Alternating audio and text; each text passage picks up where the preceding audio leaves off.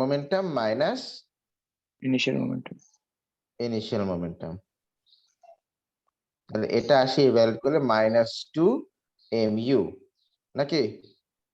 আরে কি জ্বালা, -2 mu।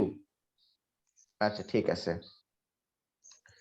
এখন এইটার চেঞ্জ ইন মানে তো ধরো এই চেঞ্জ ইন মোমেন্টাম হতে মানে ইনিশিয়াল মোমেন্টাম থেকে ফাইনাল মোমেন্টামে আসতে ধরো টাইম লেগেছে টি। টাইম লেগেছে কত? টি। টি।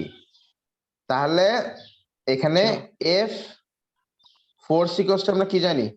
Change in momentum divided by কে টাইম।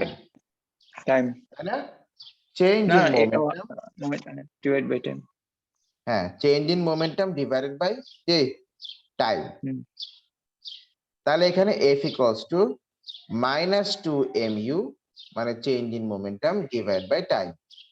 আচ্ছা এই মাইনাসটা তো আমাদেরকে ডিরেকশন বোঝাচ্ছে তাই না? মাইনাসটা কি বোঝাচ্ছে? ডিরেকশন বোঝাচ্ছে। হ্যাঁ, সিম্পলি ডিরেকশন বোঝাচ্ছে। ঠিক আছে, তা আমরা মাইনাসটাকে এজন্য মানে আমাদের এখানে আচ্ছা প্রেসার কি ভেক্টর কোয়ান্টিটি নাকি স্কেলার কোয়ান্টিটি বলো তো? প্রেসার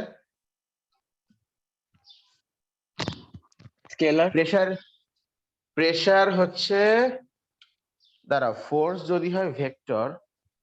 আচ্ছা প্রেসার তো কোনো স্পেসিফিক ডিরেকশন নেই, তাহলে প্রেসার হ্যাঁ প্রেসার তো নাফিস আমি একটু কনফিউজ, তুমি একটু গুগল করো তো ইজ প্রেসার ভেক্টর আর স্কেলার, আমারটা মনে নাই। আচ্ছা দেখতেছি, একটু গুগল করো তো এখনই, কিভাবে ভুলে গেলাম।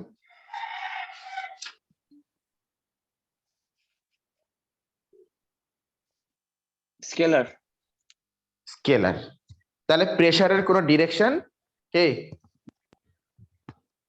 আছে নাকি নেই? নেই। আচ্ছা ঠিক আছে। ধরো এই কন্টেনারের আচ্ছা লেন্থ ব্রেথ হাইট সবই হচ্ছে এল।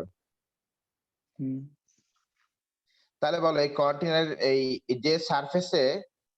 যে সারফেসের উপরে এই মলিকিউলটা হিট করলো সেই সারফেসের এরিয়া কত?